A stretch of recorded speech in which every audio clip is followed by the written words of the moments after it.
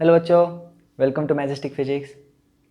Last lecture में हमने 11 का चैप्टर स्टार्ट किया था जो कि यूनिट्स एंड मेजरमेंट। वो फर्स्ट चैप्टर है हमारा जो 11 के सिलेबस में से, राइट। उसमें से हमने कुछ टॉपिक्स भी देखे थे, fundamental quantity, derive quantity, system of units, ये सारी चीज़ें देखी थी, राइट। अभी जो यूनिट्स होते हैं, यूनिट्स लिखने के लिए कुछ रूल्स होते हैं। ऐसा यूनिट अगर हमें लिखना है तो उसके लिए कुछ रूल्स होते हैं, उसके सिंबल्स किस तरीके से लिखे जाते हैं, उसके लिए कुछ रूल्स हमें फॉलो करने हैं। सो अभी हम लोग देखेंगे कन्वेंशंस फॉर ऐसा यूनिट। सो सबसे पहला क्या है कि अगर ऐसा यूनिट लिख रहे हो तो it should be written in the form of symbol. Okay, symbolic form में लिखना है। देन सेकेंड, अगर अगर हम लोग वो सिंबल लिख रहे हैं और वो यूनिट जो है वो साइंटिस्ट के नेम से आया है, okay, the unit is originate from the scientist name और it is given by the scientist name, just like Newton. Okay, so Newton, तो एन हम लोग सिंबल एक कैपिटल लिखेंगे, ओके। और जैसे लिखेंगे जूल, एम्पियर, केल्विन, ये सारे जो यूनिट्स है इनके सिंबल अगर हम लोग लिखेंगे तो कैपिटल सिंबल में लिखेंगे। क्यों? क्योंकि वो साइंटिस्ट के नेम से है। लेकिन वैसे हम लोग लिखते हैं मीटर, ग्राम, राइट। ये जो सिंबल्स होते हैं हम लोग क्या करेंगे, सेकेंड, ओके, सेकेंड के लिए एस।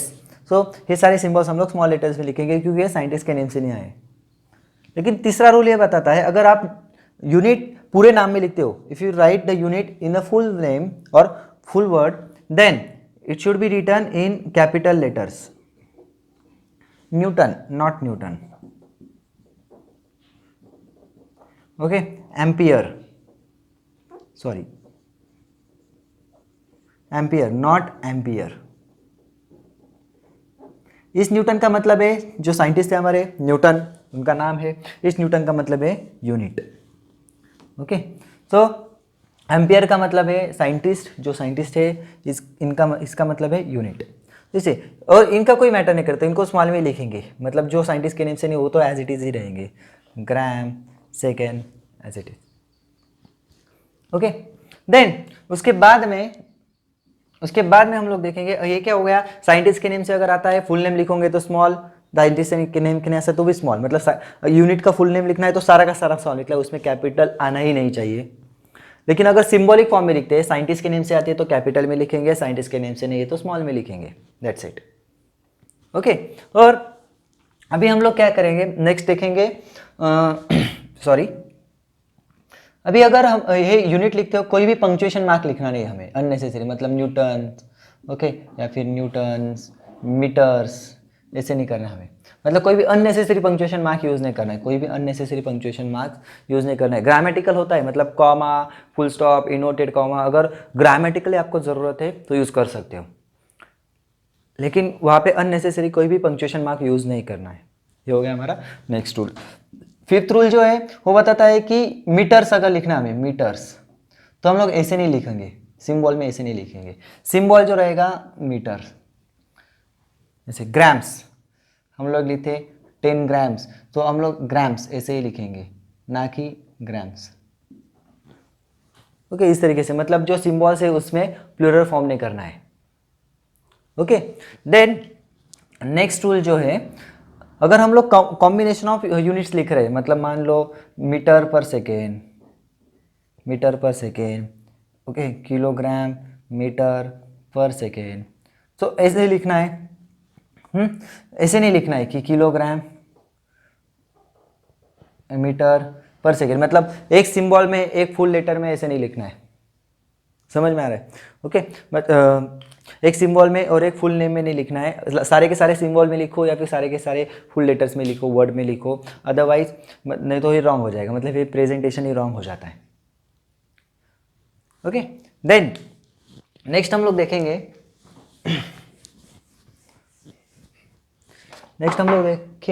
यहाँ पे ये हो गया। उसके बाद में जो सब प्रीफिक्स होते हैं, प्रीफिक्स मतलब मिली सेकेंड, ओके, या फिर हम लोग लिखेंगे माइक्रोमीटर, नैनोमीटर, मिलीग्राम। तो ये जो प्रीफिक्स होते हैं कोई भी यूनिट्स के आगे, वो क्या इंडिकेट करते, वो 10 की पावर इंडिकेट करते, मतलब ये 10⁻³ सेकेंड, ये 10⁻⁶ मीटर, ये 10⁻⁹ मीटर, 10⁻³ ग्राम, ऐसे मतलब जो भी प्रीफिक्स होता है हमेशा 10 की पावर इंडिकेट करता है। इट में भी positive power, negative power. Kilo होता है किलोग्राम, सो किलोग्राम क्या होता है 10⁻³ ग्राम। पॉजिटिव पावर हो सकती है या नेगेटिव पावर हो सकती है, तब मैटर। ओके, और लास्ट कन्वेंशन हमारा है, इसमें हम लोग क्या करेंगे कि अगर ऐसा होता है किलोग्राम पर मीटर पर सेकेंड ऐसे लिखा जाएगा। ऐसे अगर लिखते हो आप किलोग्राम पर मीटर पर सेकेंड तो ये रॉन्ग है। या फिर हम लोग ऐसे भी लिख सकते हैं किलोग्राम पर मीटर पर सेकेंड। मतलब डिनोमिनेटर का अगर डिनोमिनेटर होता है तो डबल डिनोमिनेटर या फिर डबल डिवाइड करके नहीं दिखाना है, नहीं तो गलत हो जाता है। आप ऐसे दिखा सकते हो या फिर ऐसे दिखा सकते हो। ओके, सो ये सारे कन्वेंशंस बहुत इंपॉर्टेंट है। अगर आप ध्यान में रखोगे, जो भी प्रॉब्लम्स आते हैं, प्रॉब्लम्स के बाद में आंसर लिखते हैं, जो यूनिट लिखना है तो इसमें ये रूल्स फॉलो करने होते हैं। ओके, नेक्स्ट टॉपिक है हमारा डायमेंशंस, या फिर उसको हम लोग बोलते हैं डायमेंशनल एनालिसिस। ये डायमेंशन है, डायमेंशन एनालिसिस क्या होता है? डायमेंशन एनालिसिस मतलब एक प्रोसेस है और उसमें जो आंसर आता है उसको हम लोग डायमेंशंस बोलते हैं। तो ये होता क्या है? हमने लास्ट लेक्चर में देखा था फंडामेंटल क्वांटिटी, डिराइव क्वांटिटी, ऐसे बहुत सारे क्वांटिटी हमने देखे थे। 7 फंडामेंटल क्वांटिटी और बाकी जितने भी डिराइव क्वांटिटी है, राइट। सो अभी कोई भी डिराइव क्वांटिटी आपको दी जाती है, उस डिराइव क्वांटिटी में बहुत सारी या फिर कम से कम एक या फिर उससे ज़्यादा फंडामेंटल क्वांटिटी वहाँ पे छुपी होती है। वो ढूंढ के निकालने का काम, ओके, ढूंढ के निकालने का काम जो होता है उसको बोलते हैं हम लोग डायमेंशनल एनालिसिस। और जो आंसर आता है उसको हम लोग बोलते हैं डायमेंशंस। ओके, चलो एक एग्जांपल लेते हैं। हम लोग लेते वेलोसिटी। वेलोसिटी क्या होता है? Displacement upon time. डिस्प्लेसमेंट मतलब क्या होता है? लेंथ, और टाइम मतलब टी, टाइम, राइट। डिस्प्लेसमेंट मतलब क्या होता है? लेंथ होता है। तो इसको हम लोग ऐसे लिखते हैं वेलोसिटी, इसके डायमेंशन हम लोग सीक्वेंस में लिखते हैं MLT या फिर LMT, ऐसे भी चलेगा। कुछ बुक्स में MLT दिया रहता है, कुछ बुक्स में LMT दिया, सीक्वेंस मैटर नहीं करता वहाँ पे। तो इस यहाँ पे मास है क्या? नहीं। यहाँ पे टाइम है, यस। लेंथ है, यस। टाइम -1, इसको बोलते हैं डायमेंशन। अभी हम लोग लेते हैं एरिया। एरिया मतलब क्या होता है? लेंथ स्क्वायर, तो ये हो जाएगा L2। इसको हम लोग ऐसे भी लिख सकते हैं, area is equal to ML2 T0। जो जीरो है वो नहीं लिखेंगे तो भी चलेंगे, जो जीरो है वो नहीं लिखा तो भी चलता है, मतलब आप सिर्फ इतना लिखोगे L2 इनफ। ओके, जब बच्चे भी आप 11th में हो, 11th के एग्जाम के लिए आपको ये बेसिक्स सीखने के लिए ऐसे लिखा जाता है डायमेंशन। MLT ही क्यों लिखते हैं, साथ के साथ क्यों नहीं लिखते? क्योंकि मास, लेंथ, टाइम जो है वो ज़्यादातर यूज़ होते हैं, कॉमनली यूज़ होते हैं, इसलिए MLT लिखते हैं। नहीं तो सातों के सातों लिखोगे तो भी चलेगा, कोई प्रॉब्लम नहीं, लेकिन टाइम वेस्ट होता है। और ज़्यादातर जो कुछ क्वांटिटीज हो हर बार नहीं आती, मास, लेंथ, टाइम जनरली आता ही है। करंट कभी कभी आता है, टेम्परेचर कभी कभी आता है, अमाउंट ऑफ सब्सटेंस और ल्यूमिनेसेंटिस ज़्यादा तो आता ही नहीं है, इसलिए हम लोग को नहीं लेते। ओके, ये नोट कर लीजिए, हम लोग नेक्स्ट क्वांटिटीज देखेंगे।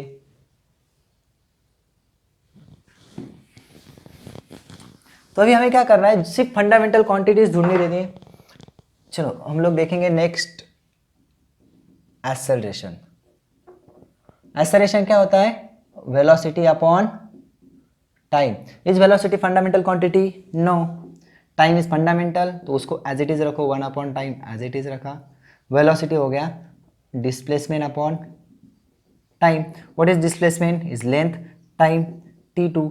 तो इसको हम लोग ऐसे लिख सकते हैं, acceleration is equal to L1 T-2। m0 नहीं लिखा तो भी चलेगा।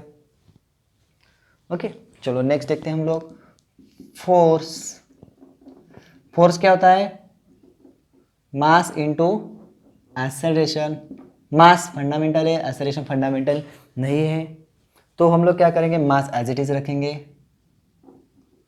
एक्सेलरेशन होता है डिस्प्लेसमेंट अपॉन टाइम स्क्वायर या फिर वेलोसिटी अपॉन टाइम। एक्सेलरेशन होता है वेलोसिटी अपॉन टाइम, और वेलोसिटी को हम लोग करते हैं displacement upon time, it becomes displacement upon time square. तो इसको हम लोग ऐसे लिख सकते हैं फिर MLT-T2। तो इसको फोर्स के डायमेंशंस क्या आएंगे? फोर्स के डायमेंशन आएंगे M1L1T-2। ओके, चलो नेक्स्ट हम लोग देखेंगे लीनियर मोमेंटम। लीनियर मोमेंटम होता है mass into velocity. Mass fundamental है, वेलोसिटी फंडामेंटल नहीं है, तो हम लोग क्या करेंगे, मास को एज इट इज़ रखेंगे, वेलोसिटी को स्प्लिट करेंगे, वो हो जाएगा displacement upon time. So mass fundamental, displacement length fundamental, time. So momentum का सिंबल होता है स्मॉल p। इसको हम लोग लिख सकते हैं m1L1T-1। ऐसे बहुत सारी क्वांटिटीज हमें करनी है, आप ये नोट कर लीजिए।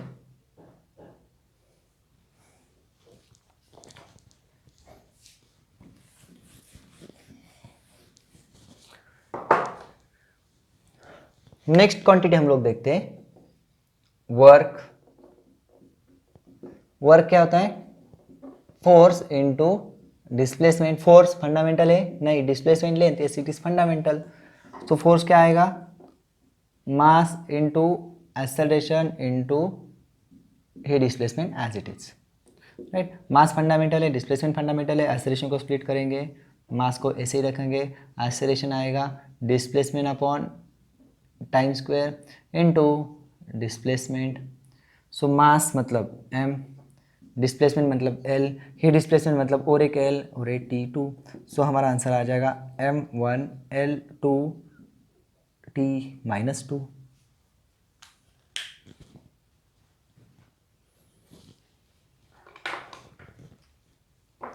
Done.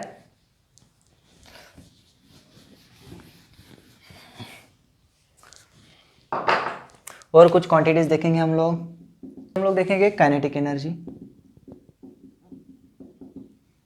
Kinetic energy is half mv²। तो यहाँ पे हाफ दिख रहा है, हाफ इज नंबर। तो डायमेंशन में एक चीज आपको ध्यान में रखनी है, डायमेंशन एनालिसिस में नंबर्स का स्टडी नहीं किया जाता, नंबर्स को वहां पे इग्नोर करना पड़ता है। एक ड्रॉबैक है इस सिस्टम का, ही ड्रॉबैक है, नंबर्स को स्टडी नहीं कर सकते क्योंकि नंबर को यूनिट नहीं होता, नंबर को डायमेंशन नहीं होती इसलिए। ओके, तो हाफ को हम लोग इग्नोर करेंगे, बस लिख सकते हैं फॉर्मूला के लिए, लेकिन डायमेंशन लिखते हैं उसको इग्नोर किया जाएगा, तो ये हो जाएगी वेलोसिटी स्क्वायर। सो हाफ मास फंडामेंटल, वेलोसिटी को हम लोग स्प्लिट करेंगे डिस्प्लेसमेंट अपॉन टाइम, इसका स्क्वायर से हो जाएगा हाफ m, ये हो जाएगा L2, ये हो जाएगा T2। तो डायमेंशंस आएंगे काइनेटिक एनर्जी के m1L2T-2, m1L2T-2। यहाँ पे अगर हम लोग देखेंगे वर्क के और एनर्जी के डायमेंशन लगभग सेम है, तो इसलिए हम लोग वर्क एनर्जी थ्योरम में देखा है कि जितनी काइनेटिक एनर्जी चेंज होती है उतना वर्क डन होता है, राइट। तो इसका मतलब क्या है, वर्क और एनर्जी जो है वो डायमेंशनली सेम है, उनके अंदर सेम क्वांटिटीज छुपी हुई है, तो मतलब एक दूसरे से कोरिलेटेड है। ओके, चलो नेक्स्ट एक दो क्वांटिटी और देखते हैं हम लोग।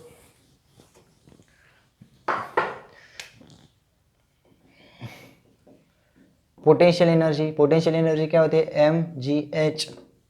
m मतलब क्या, मास, g मतलब क्या, एक्सेलरेशन ड्यू टू ग्रेविटी, इसका मतलब एक्सेलरेशन ही लिखेंगे, और हाइट।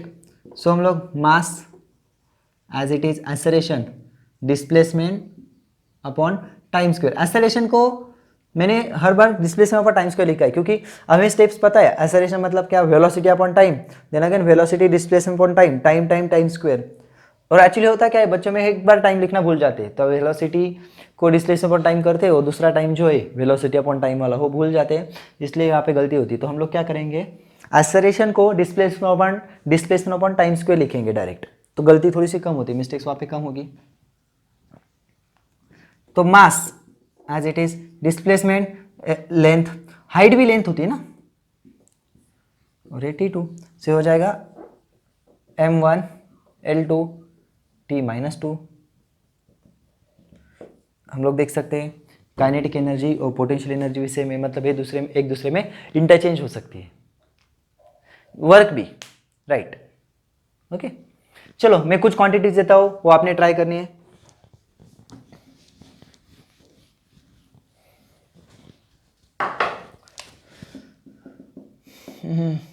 हम लोग लेंगे एंगुलर मोमेंटम।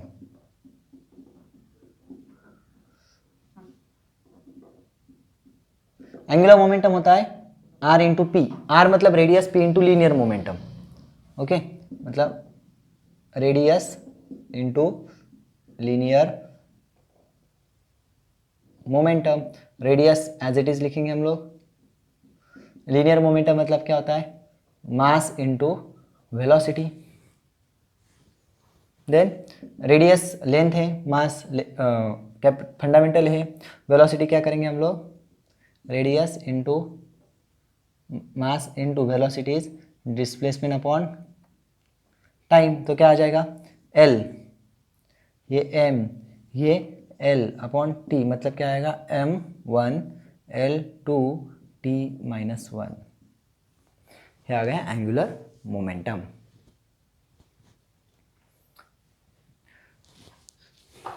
चलो आपको होमवर्क के लिए कुछ क्वांटिटीज देता हूँ मैं।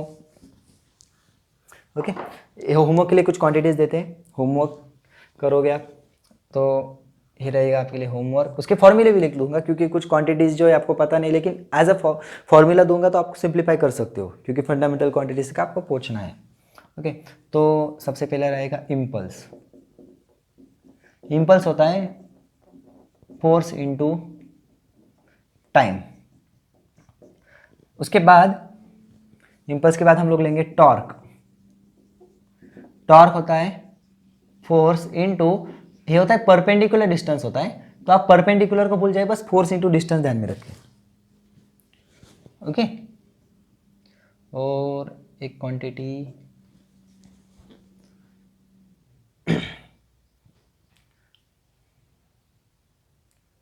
हम लोग pressure. Pressure is force upon area, और एक दे देता हूँ एक्स्ट्रा, सॉरी। ओके, क्योंकि याद आ गई, power. Power is work upon time.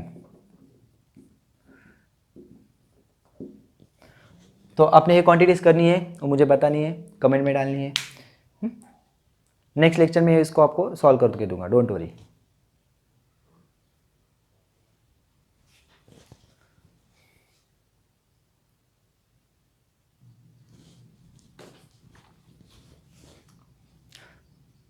तो बच्चों आज हमने डायमेंशन, जो कि बहुत ज़्यादा इंपॉर्टेंट टॉपिक है 11th में 12th में, जिसके क्वेश्चन आपको 11th के यूनिट टेस्ट में, सेमेस्टर में, फाइनल्स में भी मिलेंगे। साथ ही में इसके questions frequently JEE, NEET, CET, इन सारे एग्जाम्स में आते रहते हैं, एक क्वेश्चन वहाँ पे रहता ही है। तो डायमेंशन जो है, डायमेंशन का स्टडी आपको पूरे 12 खत्म होने तक चलता रहेगा, क्योंकि जैसे जैसे न्यू क्वांटिटी आएगी उसके डायमेंशन हमें निकालने हैं। ओके, जैसे हम लोग न्यू चैप्टर सीखेंगे उसके डायमेंशन हम लोग निकालेंगे। जैसे ग्रेविटेशन हो गया, ग्रेविटेशन चैप्टर जैसे हो जाएगा, ग्रेविटेशन चैप्टर स्टार्ट करते ही एक जी, यूनिवर्सल ग्रेविटेशन कांस्टेंट, उसके डायमेंशन निकालने, जैसे हर क्वांटिटीज के डायमेंशन हमें धीरे धीरे जाके निकालने होते हैं।